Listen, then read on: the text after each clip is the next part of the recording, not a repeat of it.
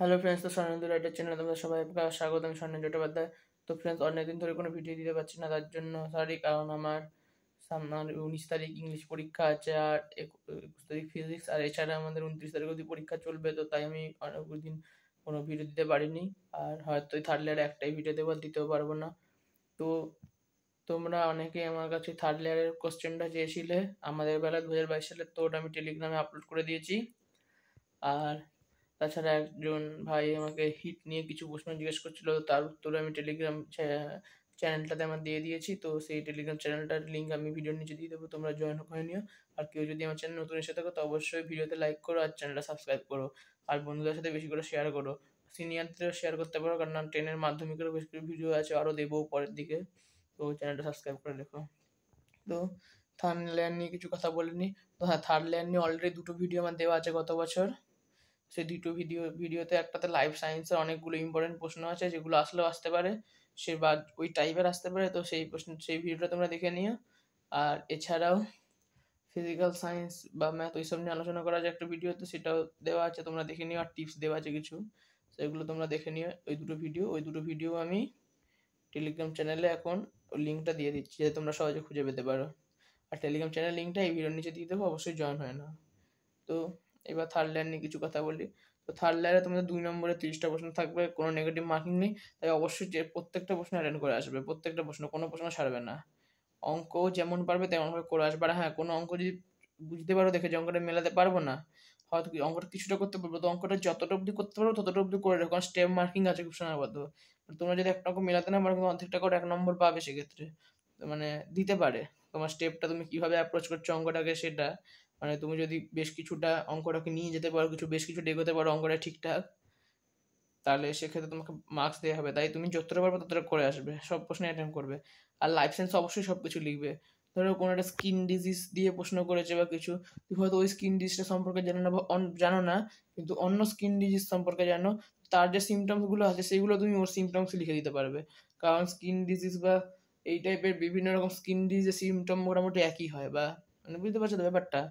বা ধরো কোনো একটা প্রশ্ন জিজ্ঞেস করলো যে তুমি সেই যুক্তিটা সমর্থন করো বা করো না, তুমি যুক্তিটা সমর্থন করার পক্ষেও যুক্তি লিখবে, সমর্থন না করার পক্ষেও যুক্তি লিখবে, তাহলে তোমার নাম্বারটা বেশি পাওয়ার চান্স থাকে। তো এই হলো কিছু কথা। আর আর আর অঙ্কটা যেটা মনে রাখবে, যে অঙ্কটা পারবে সেটা যেন কোনোভাবেই কোনো সিলি মিস্টেকের জন্য ভুল না হয়, খেয়াল রাখবে। কারণ হয়তো 10টার অঙ্কের মধ্যে 3-4টে অঙ্ক তুমি শিওরলি পারবে, মানে তুমি শিওর বুঝতে পারবে এটা আমি ঠিক পারবো। তো তার উত্তর যেন কোনোভাবেই ভুল না হয়, তাহলে ওই অঙ্কগুলোতে যদি পুরোই নম্বর পেয়ে যাও, সেক্ষেত্রে তোমার উঠে মানে ক্র্যাক করার চান্সটা অনেকটা বেড়ে যাবে। আর সব কটাই অ্যাটেম্প করে আসবে, যতটা পারবে অর্ধেকটা হলো অর্ধেকটা অব্দি অঙ্কটা করে ছেড়ে দেবে। ফিজিক্যাল সায়েন্স, লাইফ সায়েন্স সব কটাই অ্যাটেম্প করবে। তো এই হলো কথা। আর ওইসব ভিডিওতে বলাই আছে। আর এখন কোন কোন চ্যাপ্টার প্র্যাকটিস করবে, তো ফিজিক্সের জন্য বলবো সবচেয়ে ইম্পর্টেন্ট হচ্ছে হিট। হিট চ্যাপ্টার থেকে সবচেয়ে বেশি প্রশ্ন আসে, তো ওই চ্যাপ্টারটা সবচেয়ে বেশি করে পড়বে, হিট চ্যাপ্টারটা। আর কেমিস্ট্রি রিডক্সটা ভালো করে পড়বে, মানে জারণ যেটা ওই চ্যাপ্টার ভালো করে পড়বে। আর এই থার্ড লেয়ারের জন্য তোমরা রায়মার্টিন বা জীবন সরকার অ্যাডভান্স স্টাডিজ পার্টটা করবে।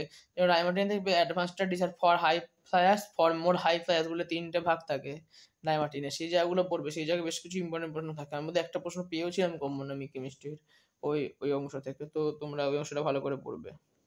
আর বায়োলজি তো মোটামুটি বানিয়ে আশা করি লিখতেই পারবে, মানে যতটা সময় বানিয়ে লিখবে, যদি না পারো কোনো প্রশ্ন ছাড়বে না কোনোভাবেই, বায়োলজি যেন একটাও বাদ না যায়।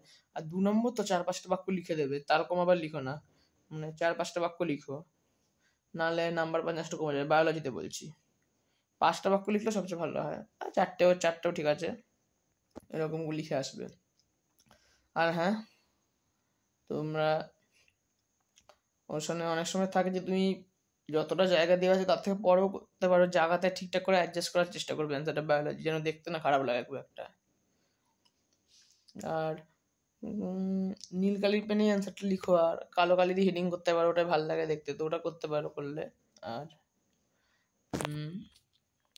বায়োলজির জন্য সবচেয়ে ইম্পর্টেন্ট হচ্ছে পরিবেশ নিয়ে যে চ্যাপ্টারগুলো থাকে, ওই জায়গাগুলো সবচেয়ে ইম্পর্টেন্ট। আর তারপরে বয়ঃসন্ধিকাল, হরমোন, ওই জায়গাটা। আর যে বিভিন্ন প্রাণী বিলুপ্ত হয়ে যাচ্ছে কেন, বা বিলুপ্ত কেন হতে পারে, বা এই প্রাণীটির বিলুপ্ত হওয়ার ক্ষেত্রে এই কারণগুলোকে কি তুমি দায়ী বলে মনে করো, এরকম টাইপের প্রশ্নগুলো দিতে পারে।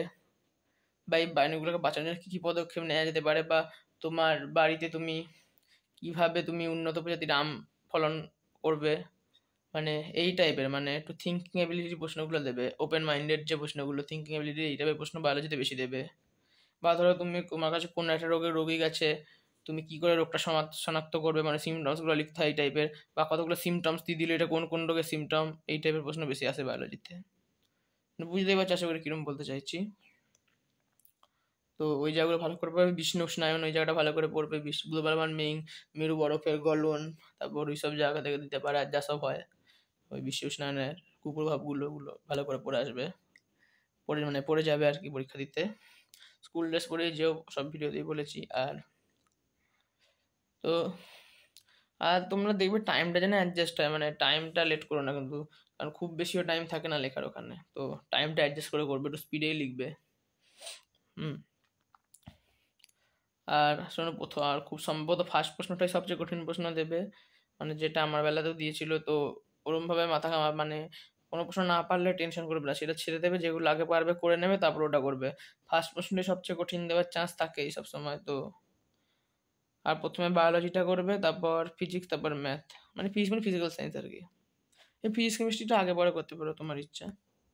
তো ঠিক আছে, আজকের ভিডিও এই পর্যন্তই। আর কিছু লাগলে কমেন্ট করতে পারো ভিডিওতে, আমি দেখি পোস্ট করে দেবো টেলিগ্রামে বা ইউটিউবে যদি কিছু আর লাগে। তো টেলিগ্রাম চ্যানেলটা জয়েন হয়নি, ওখানে কিছু কিছু প্রশ্ন টশ্ন দেওয়া আছে, দেখে নিতে পারবে। 2022 সালে প্রশ্নটা আপলোড করে দিয়েছি, অনেকে চাইছিল বলে। তো আজকের ভিডিও এই পর্যন্ত, দেখা হচ্ছে পরবর্তী ভিডিও, পরে আবার কোনোদিন ভিডিও দেখা হবে। এখন বেশ কিছুদিন দিতে পারবো না ভিডিও, গিটারেরও ভিডিও দেবো, তারপর পরীক্ষা শেষ হয়ে গেলে পরের মাসে সেপ্টেম্বর কি বলছি, এই মাসটি তো সেপ্টেম্বর, অক্টোবরের পরে ভিডিও দেবো। তো বাই।